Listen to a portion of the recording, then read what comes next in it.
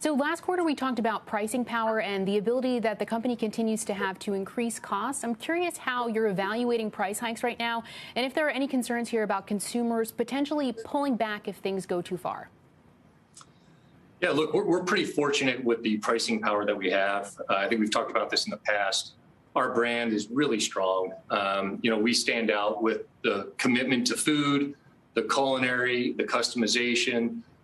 You really can't find that anywhere else. And, the fact remains, even though we've taken some pricing to date, our chicken burrito is still, less than $8 for most parts of the country. So we have more room to take price as we need to. Obviously, we want to take our time on doing that. But where we see these price increases on our input cost being sticky, we will obviously need to figure out how we take advantage of our pricing power and then find any efficiencies in our business so that, we don't have to pass all of it on. And there's been a big shift to the suburbs over the last 2 years. Small town locations are proving to be a success for the company with sometimes better unit economics than traditional Chipotles. What are you seeing there, and when do you project to get to these 7,000 locations across the country? Yeah, we're really excited about our development opportunity. This past year we opened 215 Chipotles. And, the fact of the matter is we've got a really strong pipeline for 2022 and beyond. You mentioned our small town success. We're seeing units opening in small towns, which I think this is like towns of 40,000 people. So a little bit bigger than maybe some of the small towns you and I might be familiar with. But the economics are as good as our Chipotles have been, and if not a little bit better. So we're optimistic about our ability to grow our footprint now to 7,000 restaurants across the United States and Canada. And the economics continue to just really be best in class.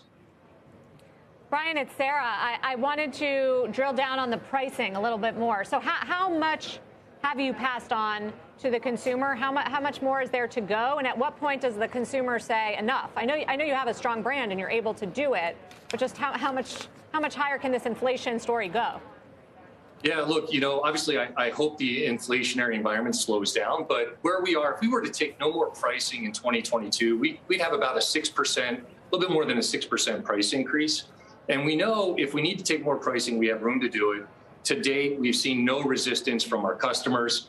I think I heard someone mention we're fortunate that our brand and the customers really do believe we're a tremendous value. So if we need to continue to pull the lever on pricing, the fact that we only have 6% planned so far or executed in 2022, we have room to take more if we have to. Do you anticipate that you'll have to? What do you see happening on wage pressures, input costs, commodities? What happens there? Yeah, look, unfortunately, I do think we probably will have to be taking a bit more pricing throughout the year. I was hoping we'd see some things start to pull back more than we've actually seen. We mentioned beef, we mentioned freight. Those things continue to stay elevated.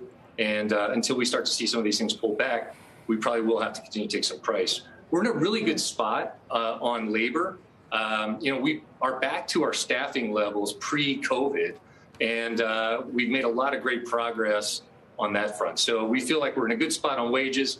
There probably will continue to be some pressure on wages, but I think we're seen as now one of the leaders in the industry. And as a result, I think we attract and retain the best in the industry.